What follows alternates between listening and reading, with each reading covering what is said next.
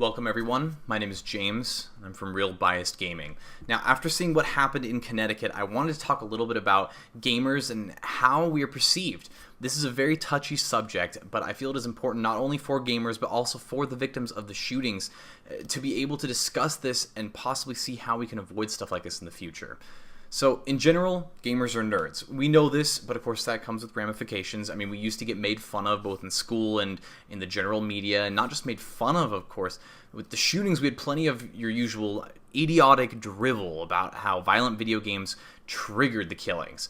It actually, it isn't that simple. Nerds used to get beat up in school or even after school was over and done with in life. It still happens, but being a nerd is becoming much more socially acceptable and liked even. So, we don't get beat up nearly as much as we used to. And in many ways, being a nerd is cool. So what is the problem here? Well, one problem is that, it's laziness. I mean, it's a sunny day, get off the computer and get outside. Have you ever heard that? And I'm not saying that only parents say this. My girlfriend used to tell me this all the time. Sitting around and playing a video game to almost any extent is viewed as being lazy. Now, to a certain degree, that can be correct. If chores are ignored, if my apartment is a giant mess for a month straight because I want to play video games instead of clean, that is definitely laziness. But what if the place is clean? What if my schedule allows me to play for a couple hours every day and still make sure that I don't smell like I've been riding on a pig across the country?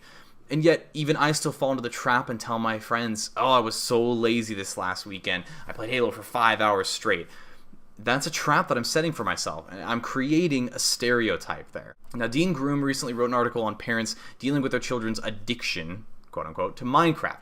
This is the problem. When I was in college, nobody thought I was addicted to Ultimate Frisbee, even though I was throwing the darn thing around about 6 hours a day on weekends and most of the time in between my classes. But if for one weekend I did the same thing with World of Warcraft, I'm obviously addicted and it's a problem. What's their main argument here? That Frisbee's exercise and WoW isn't? Yes, I say, but what if I want to exercise my brain? Minecraft is a better example than WoW for mental exercise as far as games go. But the point is the same. I'm exercising my brain in Minecraft much like people exercise their brains when playing chess or doing a crossword puzzle.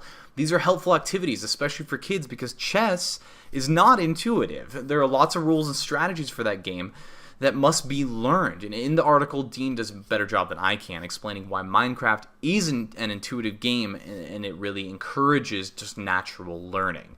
Now, feel free to read the articles, I've linked it below, but that is just a simple stereotype. What about violence in video games? There's so very little evidence supporting this, despite what the media can possibly come up with, as most of the studies have shown no correlation at all between video game violence and real life violence.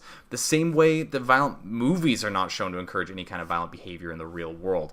I can tell you something that is supported by facts, though. One of the reasons these killings keep happening is the media coverage. It is the attention that these killers get. 24-hour news coverage showing the name and face of the killer over and over, news features where they try and get inside the mind of these horrible people. The attention that these people get is staggering and almost always outweighs the attention given to the victims and just mourning their loss. Inevitably, the killers are mentally disturbed people, and usually that means national media attention was something they were hoping for. It vindicates all the horrible trials that their life has been made up of, trials that they believe justify their violence. At least that is, of course, the way that they see it. And then this, of course, spawns all kinds of copycat killings and the like because people want that kind of attention. Moving on here to a different point, remember Colleen Lackowitz? Probably not. She was the senator from Maine who plays WoW and had a huge smear campaign done on her because of it in the recent election. Amongst the obvious ridiculous claims of the game being extremely violent, they claim people playing this game by playing it, that it made her believe in this alternate reality, that it was real, and that she couldn't lead into public office because of her affection to this fictional world. Why is this the case? Why does this happen? Again, it is a stereotype that gamers live in their fictional worlds. They're lost in World of Warcraft and such. The point is, gaming, along with movies, are the books of 100 years ago. This is how people unwind, how people cope with stress, and how they hobby. The psychos that pull off these horrible killings, they use gaming for the same reason normal people do. They go to a situation where they have control over what is going on around them in these games. But those psychos eat McDonald's just like the rest of us too. Just because there's correlation does not mean there's causation. Gamers know this, yet the stereotypes continue.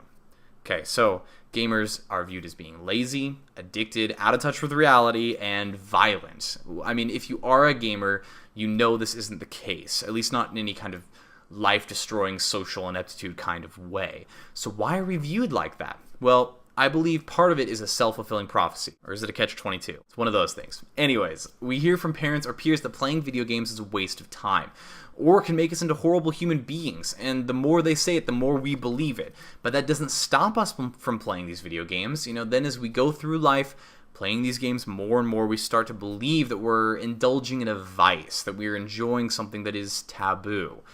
But then we start owning our vice. We start telling people how lazy or addicted we are because, we're proud of it. We're proud of gaming, and if gaming supposedly makes you this horrible person, then I guess we're just going to become this horrible person because we're not going to be giving up these games.